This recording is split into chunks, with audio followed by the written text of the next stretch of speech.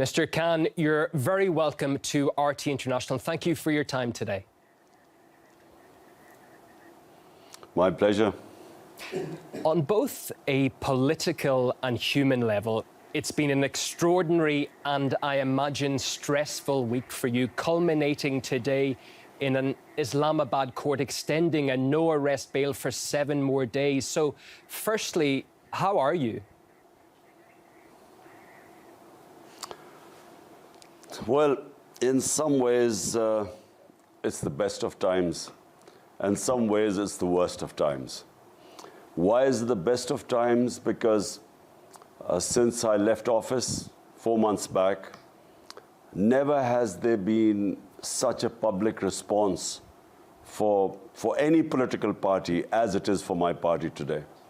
So in that sense, you know, it's for us, for a political person who's struggled for 26 years to raise awareness amongst the public, I think it is one of the best times for us, for my party, for me. It's very satisfying to see a politically aware public understanding issues, coming out on streets by themselves to stand up for their rights. On the other hand, it's a bad time in Pakistan because we are descending into fascism. We have a government which has no credibility amongst the people. We call it an imported government. The economy has tanked. Inflation has gone through the roof. It has lost all credibility. And so it is compensating by the lack of credibility, by imposing this draconian measures on us. They're clamping down on the media. They're clamping down against journalists. They've instituted various cases against me. One of them is a terrorism case, which is actually a joke. So it's bad in a way that the government is panicking. They're watching us grow in popularity. We swept the by-elections in the biggest province in Punjab. There were the 2 by-elections which we swept. So they're a bit scared, and that's why they're clamping down. Since your speech on Saturday, where the opposition is alleging that you threatened the police and members of the judiciary, they have essentially been labelling you a terrorist. On terrorism charges is what you would be standing on. As someone who led the country just months ago, what do you feel when you hear that allegation against you? Well, for your viewers, let me put it in context. The chief of my staff, of my office, he was picked up. He made a remark on television which was misconstrued as if he's trying to stir mutiny in the army. But it's debatable. He still hasn't got a chance to clarify what he said. He was actually talking about rule of law. They picked him up, they abducted him. 2 days, they kept him and tortured him. They sexually tortured him. So what happened was that this report is now in the High Court of the torture of this of my aide, which is Shahbaz Gill. And so I made 2 remarks. I said we will not spare those people who are responsible, i.e. the police chief and his second in command. We said we would take legal action against them. And then there was this magistrate who, knowing that he was tortured, still sent him back to the police. So we said we would take legal action against both the magistrate and the police. Now, this does not constitute terrorism. But they're so desperate, they have made this into a terrorism case. They banned my live coverage on screen. And they're trying to ban me from politics because there's a case of contempt against me. So it is what I feel is desperation, because this does not constitute terrorism in any sense of the word. You asking to take legal action against those officials who allowed this torture which is banned in Pakistan, this does not mean that you're a terrorist. So, but it's their desperation. They are petrified that if elections take place, we will sweep the elections. That's what I was going to ask. Your supporters say this is all a campaign by the ruling leadership to remove you from the political landscape altogether. So who or what, in your view, is behind this campaign to silence you? Well, the government. The government is behind it because, they came in through a conspiracy, and the conspiracy was foreign-backed. And then what they expected was that once I was removed, I would lose all popularity amongst the public. Normally, when a government goes, people distribute sweets. So they expected that, this would just die down, my party would disappear, break up. But the reverse happened. People came out on the streets. Millions of people came out on the streets when I was removed, protesting against this. It's never happened in Pakistan before, that a government goes and people come out in the streets to protest. And then, as I said before, we had massive rallies. They tried to crack down on us, thinking that they would scare us. But the rallies increased. We, out of the 20 by-elections in Punjab, we swept 15. And then there were 2 other by-elections which we won. So this has scared them. They are now fearing that whenever the next elections are, which are the outside are in a year's time, they are petrified that when the elections take place, they will be wiped out. So that's why they're trying to take these measures. And it's really the government and its backers. They're all worried. Well, allow me to delve into some of the issues you've brought up. If we go back, Mr. Khan, to when you were ousted from power in the springtime, you've mentioned several times that certain documents exist that confirm foreign interference in your removal from power. Are you in any position to tell us what those documents may be?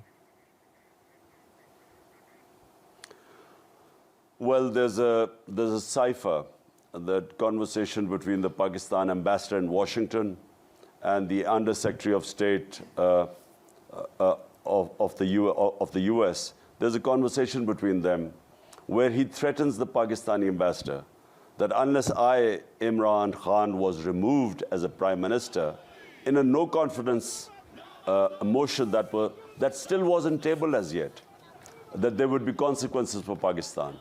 And he cites the trip I took to Russia. He cites that as one of the reasons. So that cipher exists. I brought it in front of the cabinet. I presented it to the National Security Council because it was blatant interference from outside. Because after the cipher, the no-confidence motion was tabled against me. And then suddenly, members of my party started leaving, and our allies started abandoning us. And all triggered off after that. The US Embassy was meeting members of our political party who were the ones who jumped ship first. And this is a few months before this happened. So the President of Pakistan has sent that cipher to the Chief Justice of Pakistan. And he's asked him to conduct an inquiry into this foreign interference, into this regime change. The West has made many attempts to pressure Pakistan to change its neutrality on the Ukraine conflict. Why do you think that bothers them so much? Isn't one of the main pillars of Western democracy the right to determine a national path, so countries like Pakistan can make their own choices in their own national interests? Well, look, countries' foreign policy must be for the benefit of their own public. 220 million Pakistanis elected me. My priority had to be what is good for them. their benefit, their rights, their interests. That has to be my priority. And so when I took the trip to Russia, and this was all the stakeholders were on board, the idea was that we would improve our relationship with Russia, and we would, we have trading links with Russia. We want to improve the trading links. We had already, a pipeline, a gas pipeline was being planned 5-6 years back before I came to power. So we wanted to cement that contract, and then we wanted to buy cheaper oil from Russia, as well as wheat, because we have to buy about 2 million tons of wheat. There's a shortage in Pakistan. But more importantly, at this time, when the commodity super cycle was taking place, when the energy prices were sky high, we wanted to buy cheaper Russian oil like India. India is buying 30 to 40% discount rate oil from Russia. So we wanted to do the same, because 100 million Pakistanis are vulnerable. 50 million below the poverty line, 50 million just above the poverty line. So when the prices go up, when inflation bites, in Western countries, they just have a drop in their standard of living. In our country, people go below the poverty line. They can't have 2 square meals a day. So my interest was the people of Pakistan. And obviously this didn't go down well. Well, just a couple more points on that. Western countries are trying to isolate Moscow and make it a pariah. But the outcomes, I would suggest, are pretty negative for everyone involved when you sanction a country like Russia. The energy crisis in Europe now proves the point. Is that fair towards Russia? And why does the West attempt to drag Pakistan into this? You see, the problem, developing countries like ours, the problems we face, the biggest problem is that Western countries expect their problems to become our problems. So this is basically a European problem. It's not Pakistan's problem. What are Pakistan's problems? The Western countries don't consider their own problems. So for instance, there is a conflict between Pakistan and India about Kashmir. Since 1948, there's a UN Security Council resolution which makes Kashmir a disputed territory between Pakistan and India. And the people of Kashmir, through a plebiscite, were supposed to decide whether they wanted to be with India or Pakistan. And in the last 30 years, 100,000 Kashmiris have died in this struggle for independence. So whenever we go to world forums or we talk to the Western country leaders, we talked about what's happening in Kashmir, human rights abuses. India has taken away the statehood of Kashmir in 2019 August, and unconstitutionally, illegally, yet no one responds to this. No one thinks of sanctioning India, no one thinks of condemning India. Yet when this is a European conflict, forget about the morality of the conflict. But the fact is, it is not Pakistan's conflict. Yet they want us to take a position on this and condemn Russia. My point is that condemning Russia, you have to have the luxury to condemn countries on moral issues. We don't have that luxury. Condemning countries can cost our people a lot. It can push people below the poverty line. Therefore, we want the luxury to be neutral. And that's what we want, I think, and that's what India did. India is a strategic partner of the US, and yet it is trading with Russia. It's buying their oil, and it stays neutral. But it doesn't condemn Russia. It just says we are neutral. Can Pakistan withstand that pressure, though? Can it stand up and say it's not necessary to choose sides? We're going to act in our own national interest first. That's what every country should have the right to do. If you have 100 million people who are vulnerable, they should become your priority. And we should be able to tell a superpower like the United States that, look, we would like to take positions, but unfortunately, our situation, does not allow us to take positions. So allow us the luxury to be neutral. You know, we became a partner, just for the RT viewers. We joined the US war on terror after 9/11. We became their partner. The total number of people who died in the Twin Towers, the tragic event, the terrorist attack that took place in Twin Towers, were less than 3,000. Pakistan, when it participated in the US war on terror, 80,000 Pakistanis were killed. Our country was devastated. 3.5 million people were internally displaced. We had over $100 billion lost to the economy. So Pakistan paid a huge price for participating in someone else's war. And my point is that we should not, countries which have huge amounts of poverty like our countries, vulnerable people, you know, who should be our main priority, we should not be forced into other people's conflicts. Just another aspect on this, if I may, is the blame on Russia essentially for all of the world's energy woes right now a little too convenient, seeing as we've just come through 2 years of extreme COVID lockdowns? You, of course, saw that at first hand, being Pakistan Prime Minister during all that time. So sorry, what did you want me to ask? What was the question? Is the fact that the West is blaming Russia for all of the energy woes around the world right now, is that a little bit too convenient? You see, frankly, I don't believe resolving issues through conflicts. Although, you know, there are two sides of the argument in this, in the Ukraine-Russia conflict. When I met President Putin, he talked about security of Russia, which was his biggest issue, and that's why, you know, he gave all the reasons how he sent signals and warnings, and he had understandings with Western leaders about why it was important for Russia to have a zone which was demilitarized. And on the other hand, the Western view is very simple. They think that there's aggression.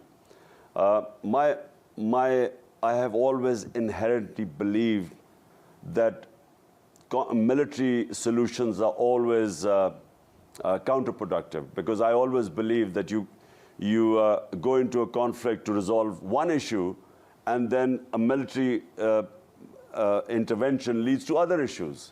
And so I've opposed basically the Iraq war. I oppose the war in Afghanistan, and I feel that, you know, it's not the way. But, you know, we want to stay out of it because there are 2 points of views: the one Russian point of view, and one is the European point of view. And so people like us, countries like us, should have the luxury of staying out of it. You have been criticized for being too close to Russia and President Putin. How is your relationship now with Vladimir Putin? Well, I've only met President Putin twice. Once was at a conference in Bishkek, and the second time was this meeting. I didn't realize that when we would reach there, and the next morning when I was going to have my meeting with him, there would be this invasion in Ukraine. I didn't expect it. So, you know, I had a long chat with President Putin. My main interest is really our Pakistan relationship with Russia, because in the future, Pakistan can gain a lot from this relationship. And I repeat, we have our energy needs, gas. Secondly, oil from Russia. And then thirdly is wheat. Pakistan is a country of 220 million people, growing fast. And we have this shortage of wheat, which is, you know, as you know, is essential for basic staple diet of our population. So, you know, my whole idea was cementing our relationship in these terms, in trading terms, mutually beneficial for both. Okay, if we can return to your situation now, sir, if you stand trial in the High Court next week and are convicted, you would be disqualified for life from politics, as no convicted person can run for office. But is going to court something you will have to do at some stage if you want to become Prime Minister again? Look, I don't know how the court is going to do this.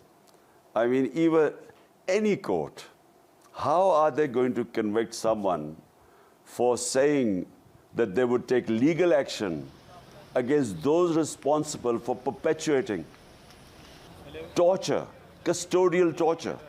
It's banned. So how is anyone going to ban me on terrorism because I'm saying that there's custodial torture and we will take legal action against those responsible? That's exactly what I said. How can anyone be banned for this?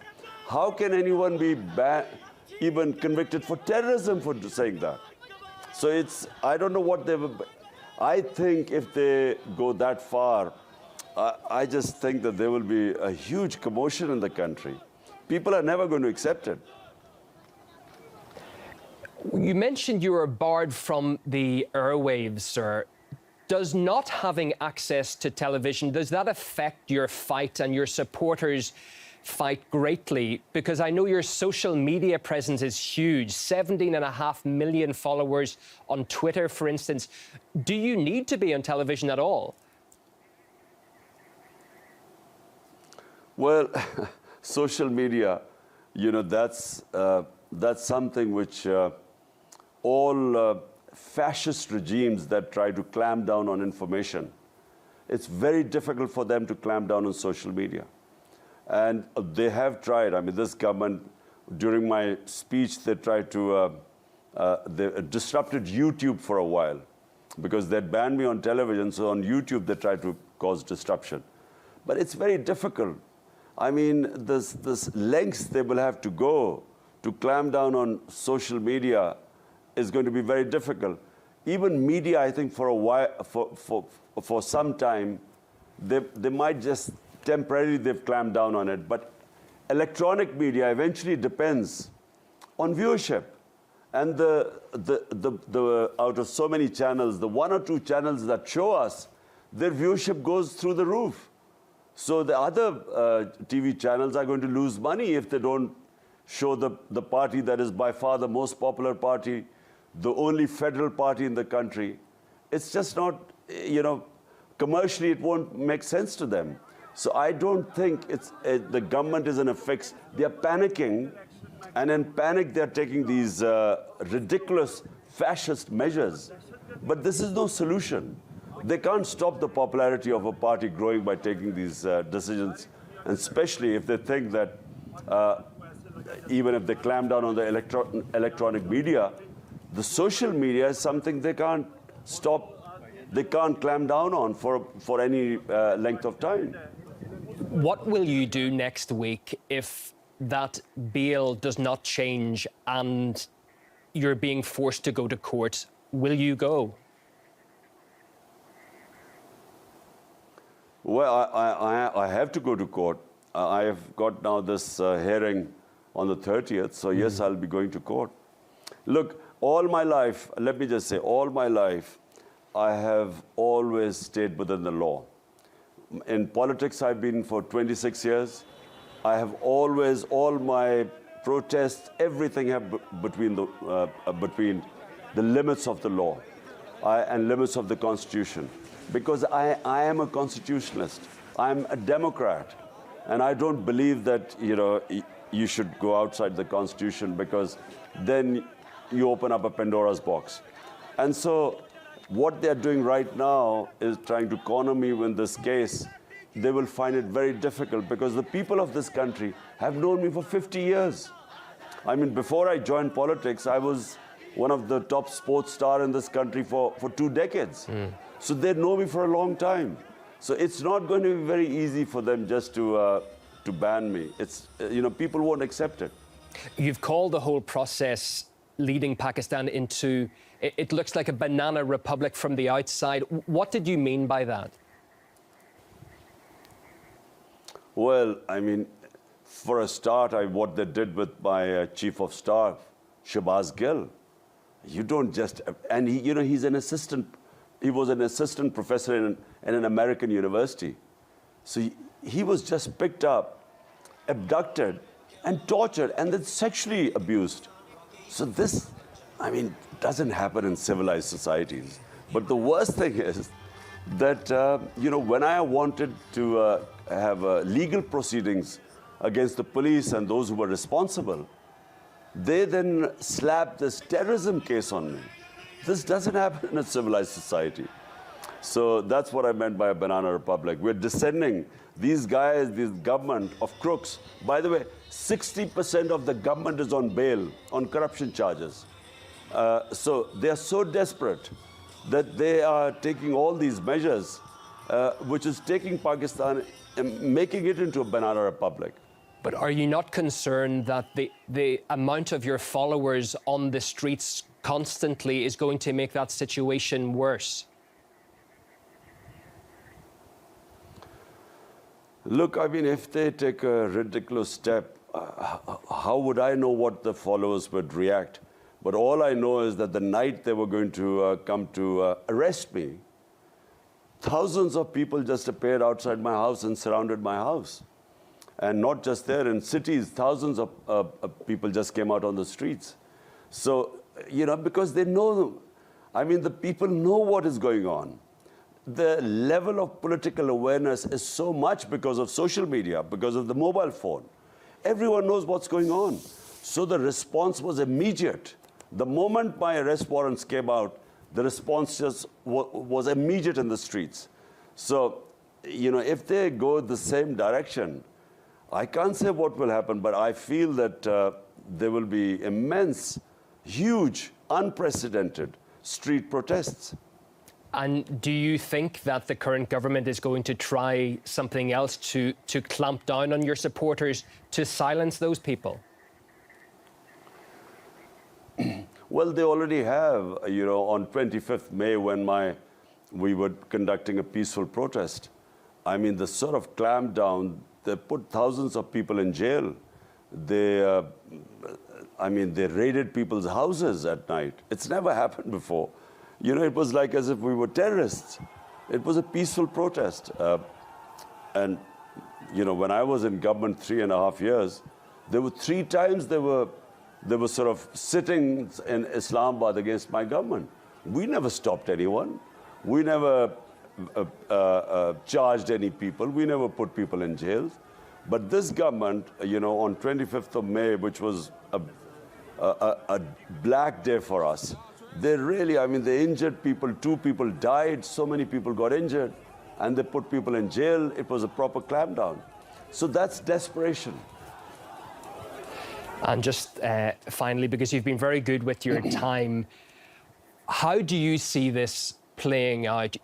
By what you've been saying, you're not going to stand down. From the uptick in the opposition's reaction, they don't look as if they're going to. Sir, how does this play out in your opinion? There is only one solution.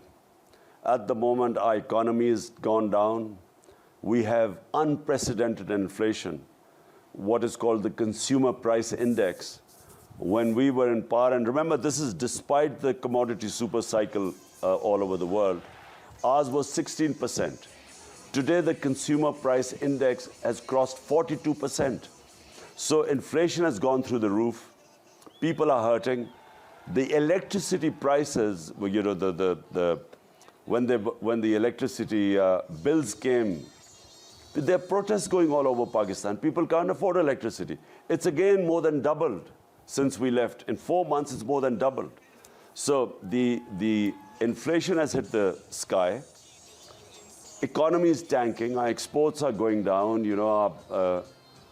There's unemployment now because the industries are closing because of these heavy costs and unpredictability. So the only solution where Pakistan is today are free and fair elections. Nothing else is going to resolve this problem. There's political instability in Pakistan, which means that the economy won't stabilize. Economic stability depends on political stability. And right now, our economy is tanking. There's no one knows what's going to happen in the 1 month, 2 months from now. Okay. And so the only solution, as I repeat, is only solution to get political stability are free and fair elections.